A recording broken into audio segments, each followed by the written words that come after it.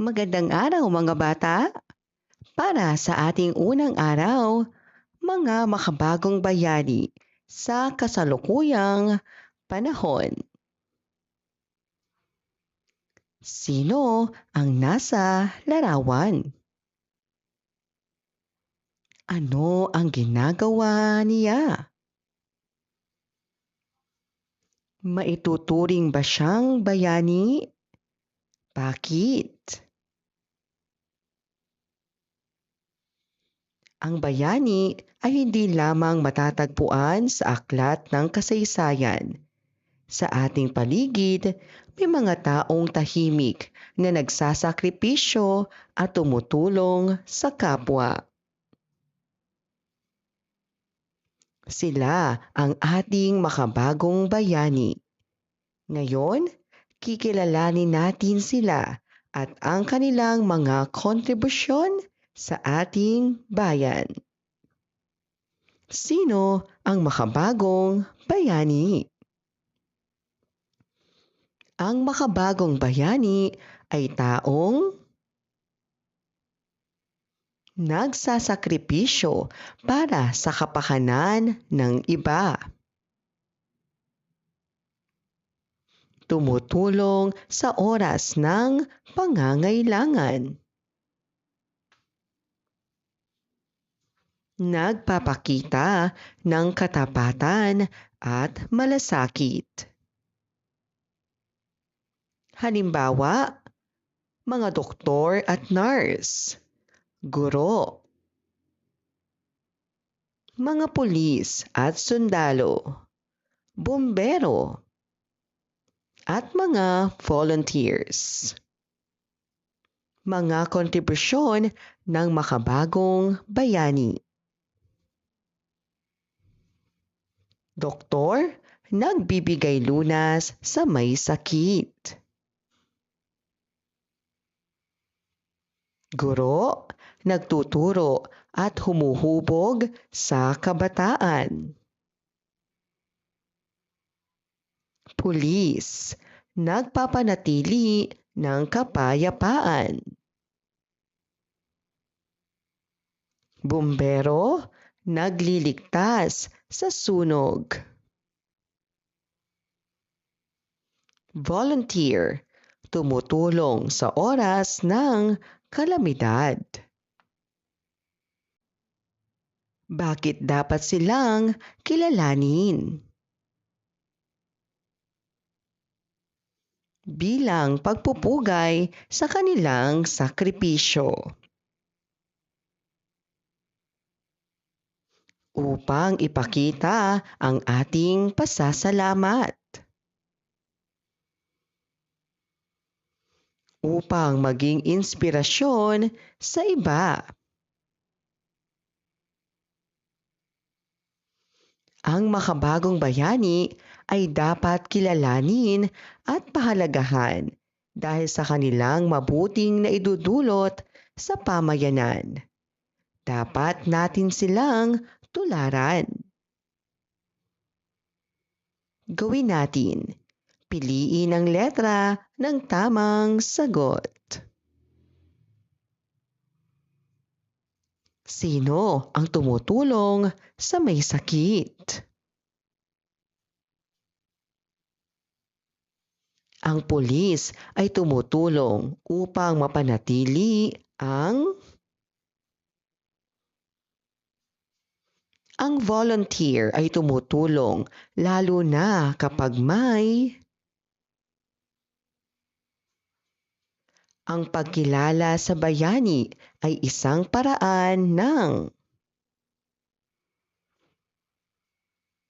Ang makabagong bayani ay taong may Gawin natin. Isulat ang tama kung ang pahayag ay wasto at mali kung hindi.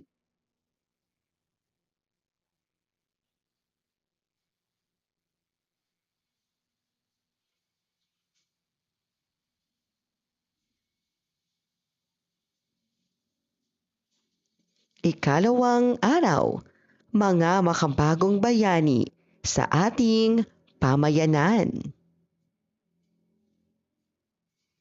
Sino-sino ang nakikita ninyo sa larawan?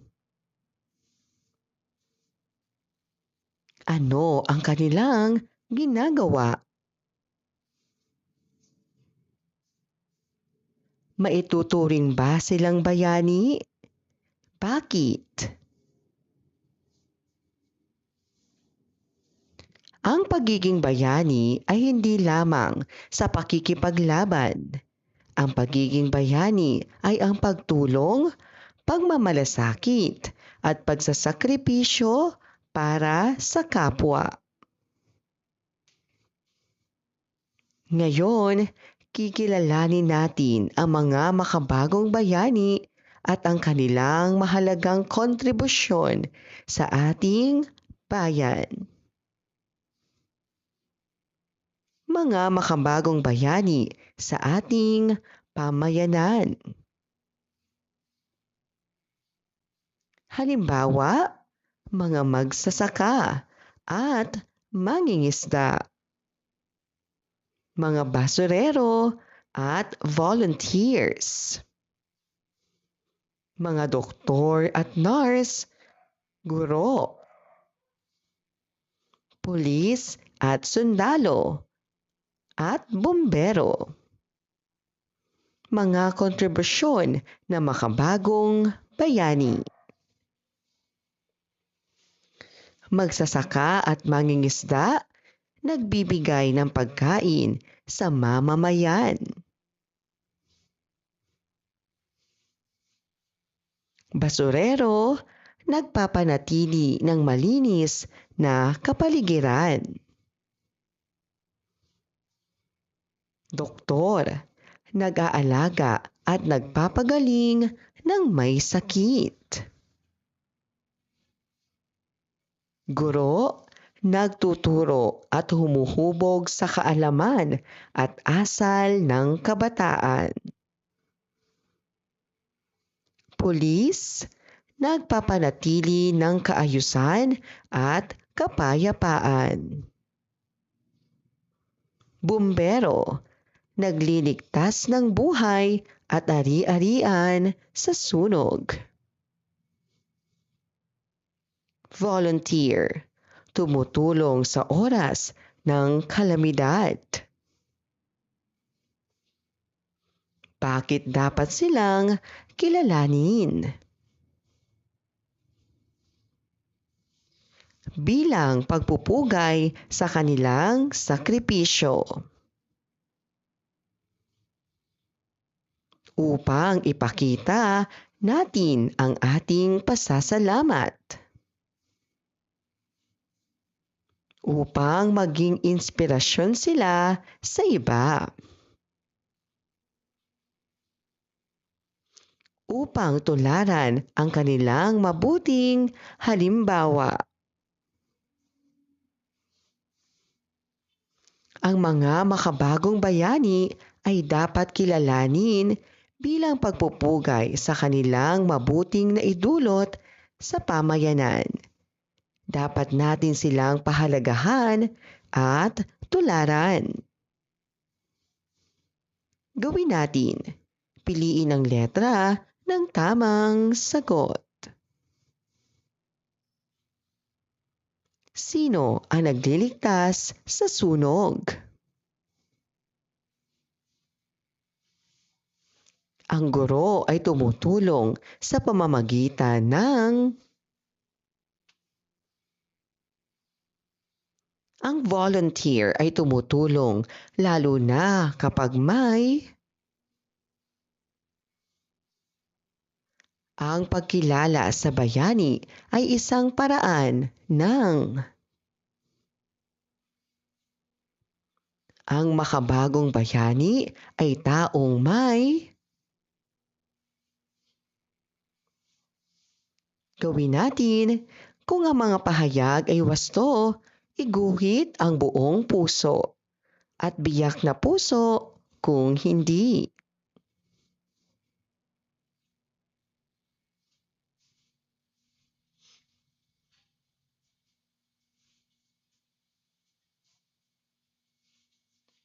Ikatlong araw, kahalagahan ng kontribusyon ng mga makabagong bayani. Ano ang ginagawa nila? Ano kaya ang mangyayari kung wala sila? Bakit mahalaga ang kanilang ginagawa? Ang bayan ay nagiging maayos at ligtas dahil sa mga taong handang tumulong at magsakripisyo. Ang kanilang kontribusyon ay may malaking kahalagahan sa ating buhay. Ngayon, pag-uugnayin natin ang kahalagahan ng kanilang kontribusyon at kung bakit dapat natin silang kilalanin at tularan. Mag-thumbs up kung ang pahayag ay tama at thumbs down kung hindi. Mahalaga ang kontribusyon ng makabagong bayani sa pamayanan. Hindi kailangang kilalanin ang kanilang sakripisyo. Maaari nating tularan ang kanilang mabuting gawain. Ang doktor ay tumutulong sa may sakit. Ang bayani ay walang malasakit sa kapwa.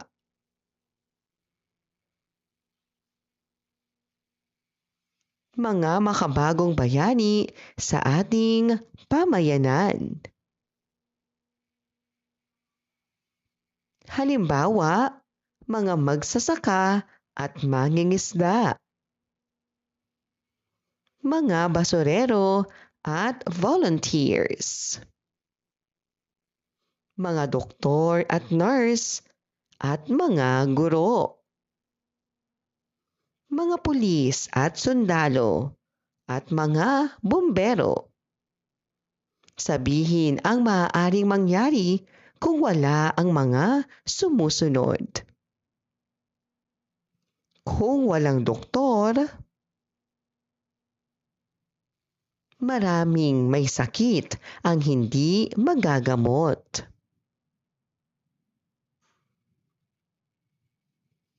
Kung walang guro,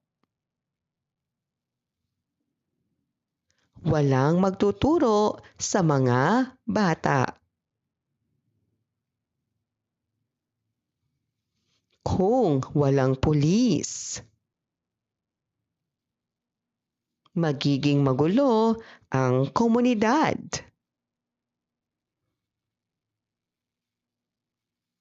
Kung walang magsasaka, wala tayong makakain. Kung walang basurero, maiimbak ang mga basura sa ating lugar.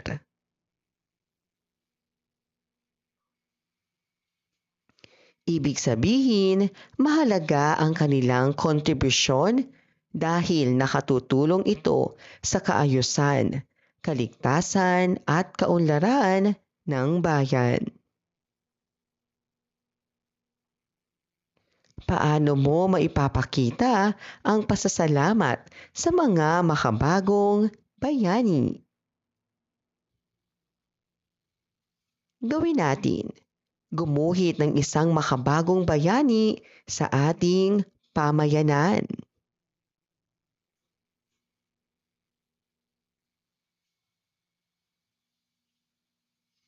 Ika-4 na araw, pagpapaliwanag sa kahalagahan ng kontribusyon ng mga makabagong bayani.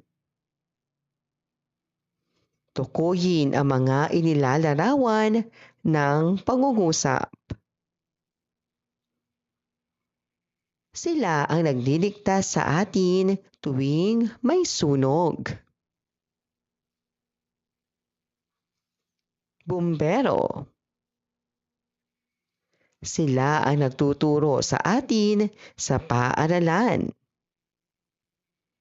Sila ay ang mga guro. Sila ang nagbibigay lunas sa may sakit. Sila ay ang mga doktor. Sila ang nagpapanatili ng kaayusan at kapayapaan. Sila ay ang mga pulis. Sila ang dahilan kung bakit tayo may pagkain. Sila ang mga magsasaka at mangingisda. Tingnan ang mga larawan. Aling komunidad ang mas ligtas at maayos?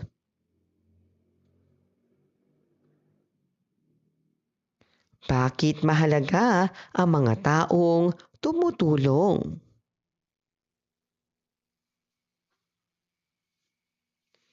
Sa ating paligid ay may mga taong patuloy na naglilingkod at tumutulong sa kapwa.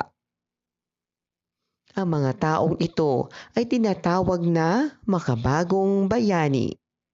Mahalaga ang kanilang kontribusyon sa ating pamayanan. Kahalagahan ng kontribusyon ng mga makabagong bayani.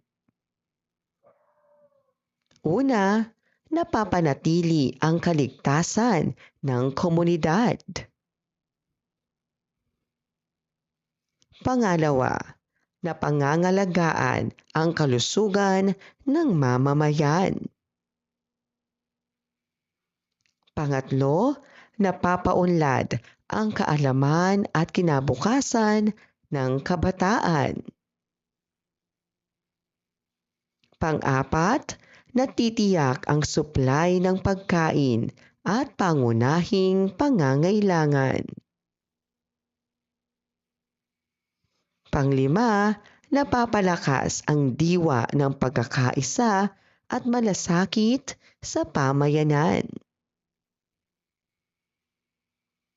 Ang kontribusyon ng mga makabagong bayani ay mahalaga dahil nakatutulong ito sa kaligtasan, kaayusan at kaunlaran ng pamayanan. Dapat natin silang kilalanin bilang pagpupugay at tularan ang kanilang mabubuting halimbawa. Gawin natin. Kung ang mga pahayag ay wasto, iguhit ang buong puso at biyak na puso kung hindi.